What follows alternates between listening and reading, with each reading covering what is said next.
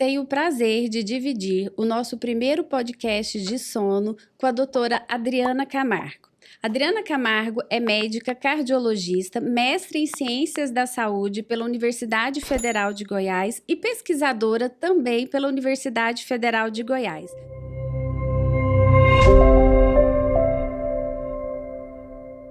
Bem-vinda, Adriana, ao nosso podcast do sono. Muito obrigada, Fernanda, por esse convite. É uma alegria imensa estar aqui trazendo essas informações para que os pacientes possam, então, cuidar melhor da sua saúde. É muito comum no meu consultório ter pacientes com apneia do sono, que é aquela parada de respiração durante a noite, pausas com mais de 10 segundos e que leva uma queda da oxigenação. Nós sabemos que a apneia, ela além de piorar a qualidade de vida do paciente, a sonolência diurna excessiva, ela pode trazer riscos à saúde. Quais os prejuízos da apneia do sono para a saúde cardiovascular?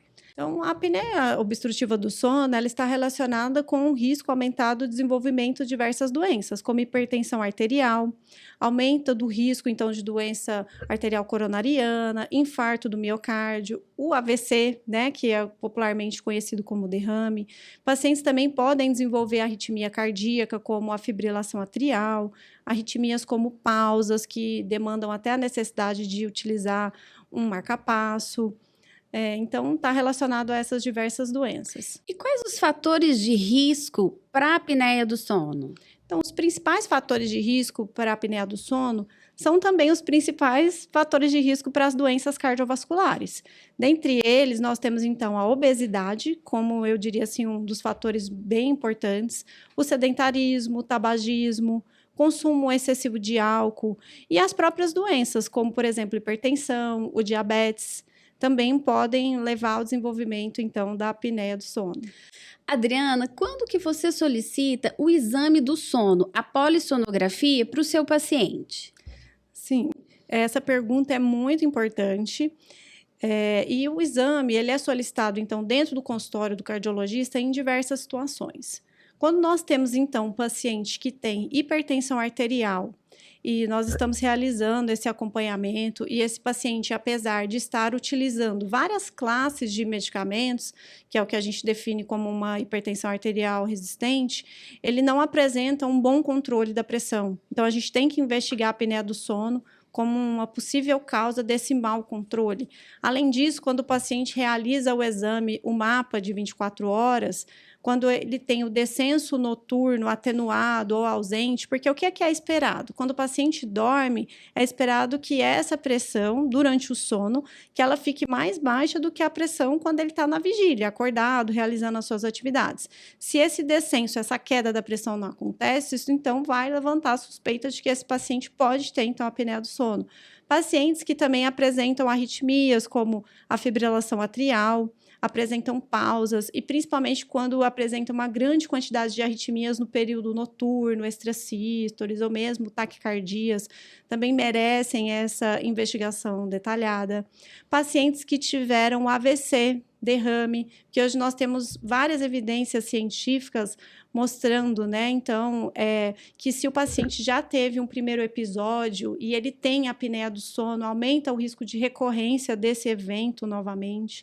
Pacientes que têm doença arterial coronariana, que têm um risco maior de desenvolver infarto, principalmente quando no período noturno, quando estão dormindo, porque ocorre aquela queda da oxigenação, e isso aumenta o estresse no coração, favorecendo então aos episódios de infarto na madrugada, quando o paciente está dormindo.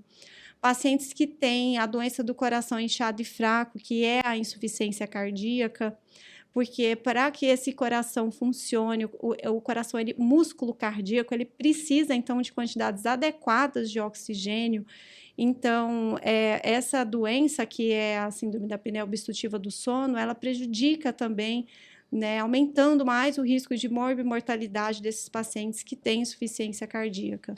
E os pacientes obesos, né, pacientes obesos, diabéticos, então, também são pacientes que nós solicitamos a polissonografia para poder verificar a presença da apneia, que é atualmente uma doença subdiagnosticada, não é? E que tem uma alta prevalência na Sim. população, né? Quanto mais velho fica a população, maior a prevalência da apneia do Sim, sono. eu até vi uns dados muito interessantes que mostravam a respeito dessa prevalência, né, que ela acontece em cerca de 34% nos homens e cerca de 17% nas mulheres. Então, ela é mais comum no homem. Porém, após a menopausa, assim como em todas as doenças cardiovasculares, hipertensão, aumento do risco de infarto, a mulher ela também passa a ter um risco aumentado de desenvolver a apneia do sono, não é mesmo?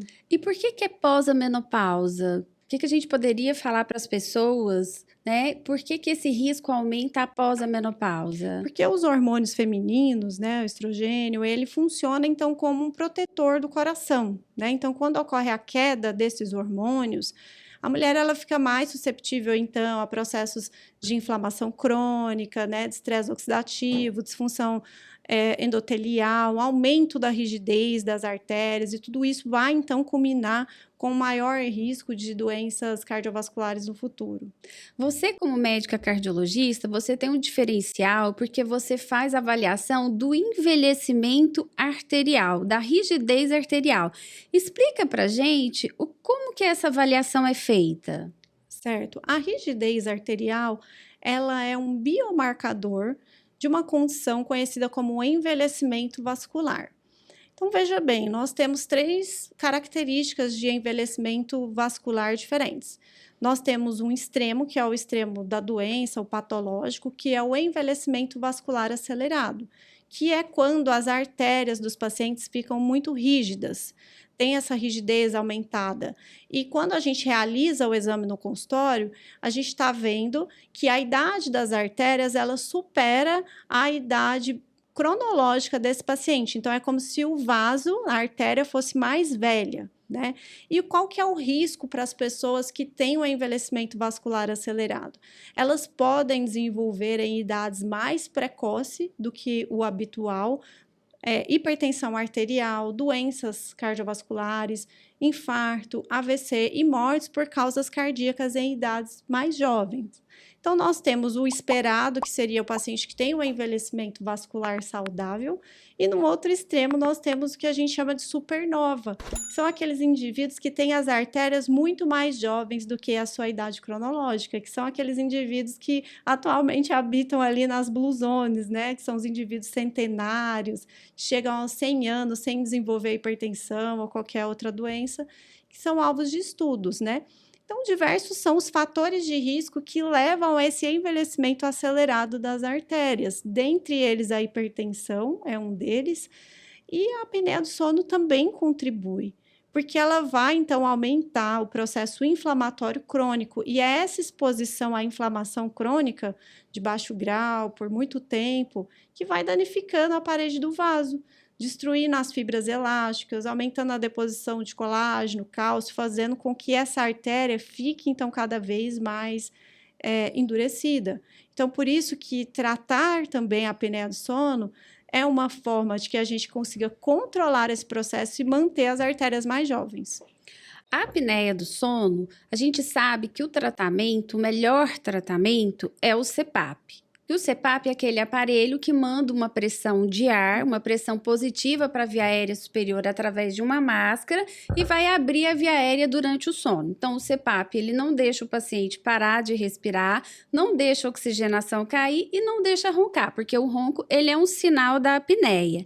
O CPAP, qual o benefício que o CPAP ele traz nessa questão da rigidez arterial e das outras doenças cardiovasculares? Sim, falando então um pouco da hipertensão e da rigidez arterial, quando o paciente utiliza o CPAP, como você mesmo comentou, nós vamos ter então uma melhora da oxigenação pela desobstrução, né, do fluxo, e essa melhora da oxigenação, ela também vai estar associada com a questão do sistema nervoso simpático, né? Porque quando o paciente ele tem a apneia do sono, o que nós conhecemos então dessa fisiopatologia dessa doença, né?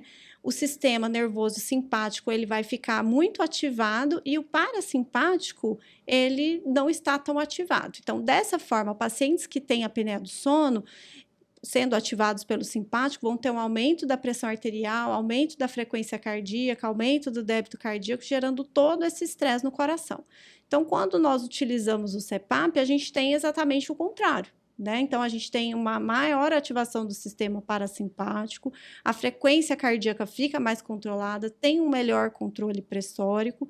Então, assim, no sentido, nós iríamos prevenir as doenças, né? Evitar, então, que acontecesse a maior incidência dessas arritmias, um mau controle pressórico, evitar com que o paciente, então, desenvolva, né, em idades precoces, tanto o AVC quanto o infarto. E nós temos, então, diversos estudos mostrando, né, que a melhora da apneia do sono melhora esses parâmetros de rigidez e de elasticidade das artérias. Eu sempre falo para os meus pacientes, CPAP não tem erro, porque a apneia do sono é como se o paciente, durante a noite, ele estivesse trabalhando muito, fazendo muito esforço para respirar.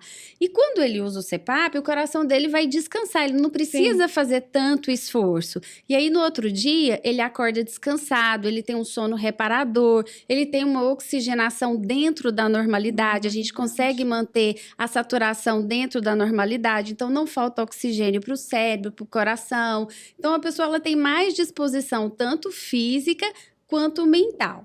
Além do CPAP, que outros tratamentos ou medidas que o paciente poderia fazer para melhorar a apneia do sono e, juntamente, as doenças cardiovasculares?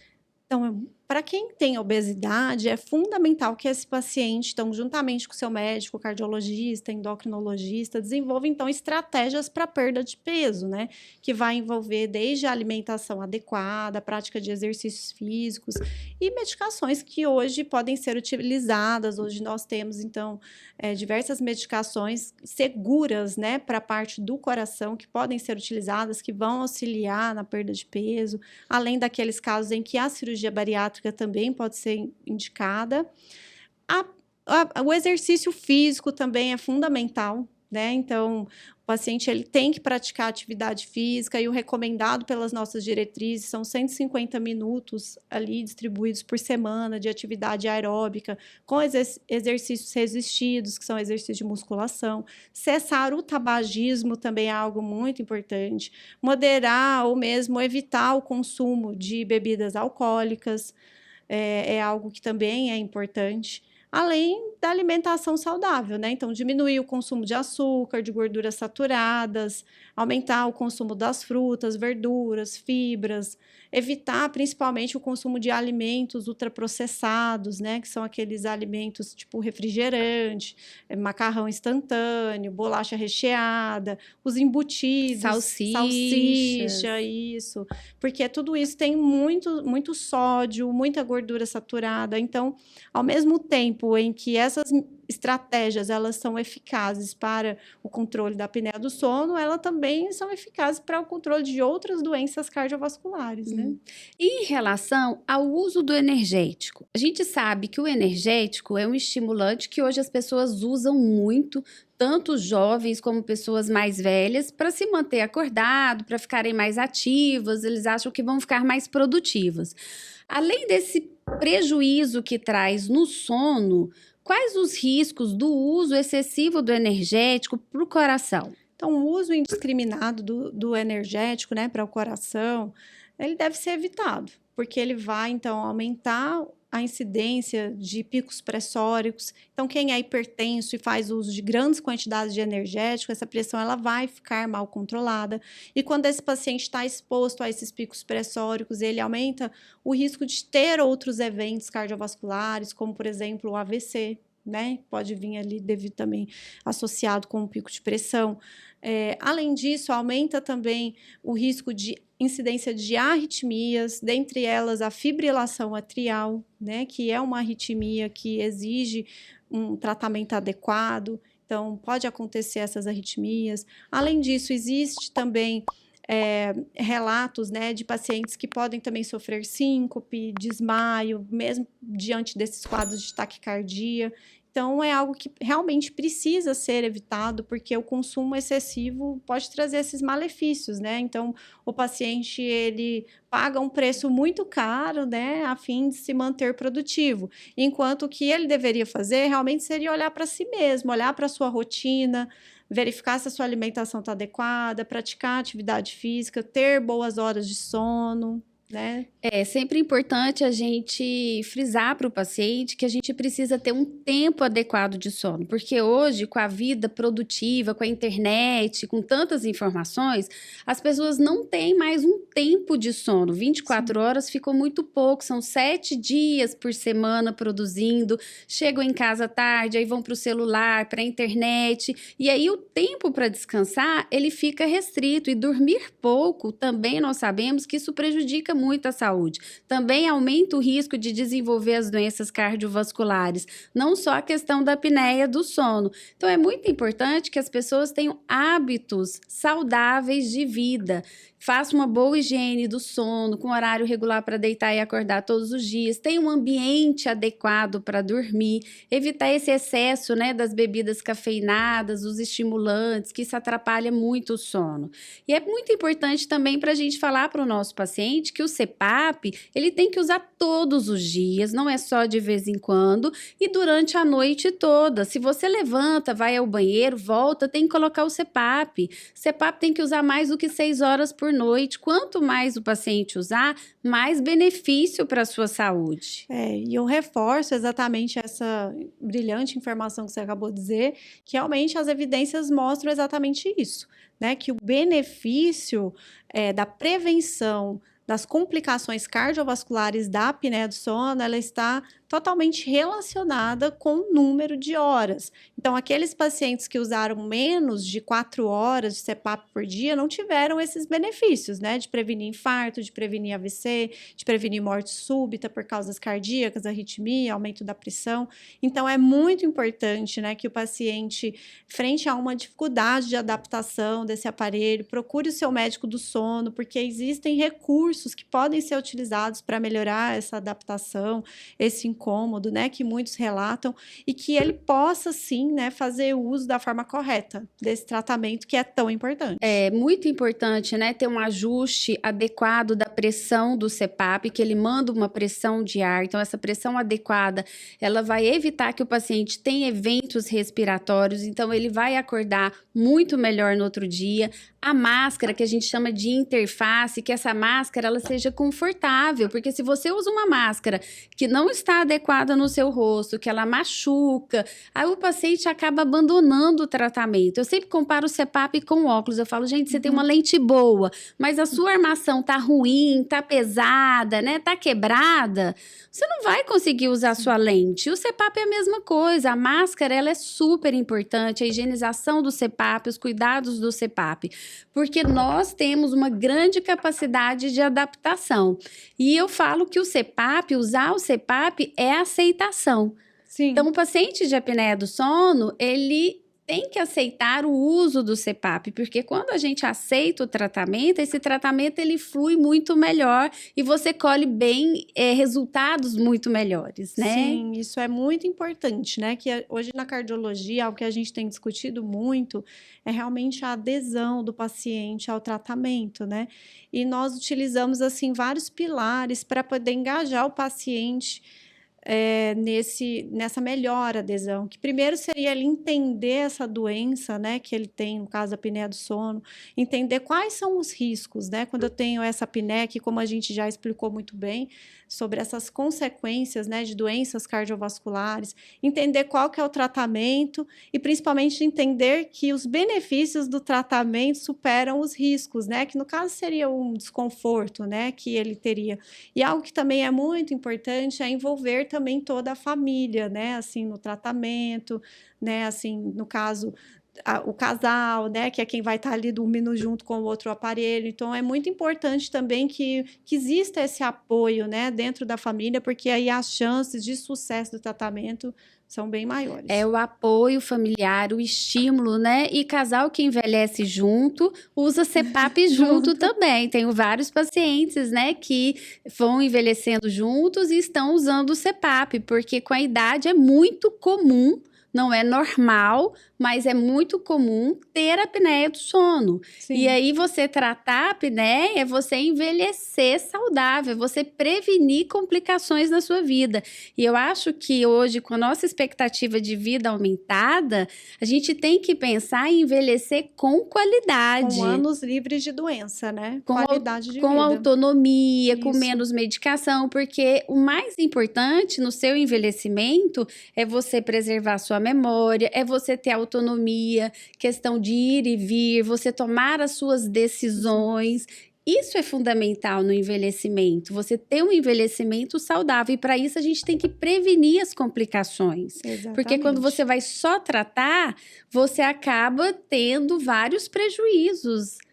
Significa que você já perdeu tempo, né? E hoje, cada vez mais na cardiologia, antes a gente tinha aquele conceito que era de prevenção primária, que era controlar os fatores de risco. Hoje a gente já fala em prevenção primordial, que é evitar até a ocorrência dos fatores de risco, né? Então... eu sempre brinco com o paciente, eu falo, olha, a nossa máquina, a sua máquina é o seu corpo, é diferente de um carro, que você troca os pneus, você troca o óleo, o carro fundiu o motor, você troca o carro. Exatamente. Mas e aí, o que você vai fazer com o seu coração, com o seu cérebro, né? Então, a gente tem que cuidar muito bem do nosso corpo para que a gente possa ter qualidade de vida.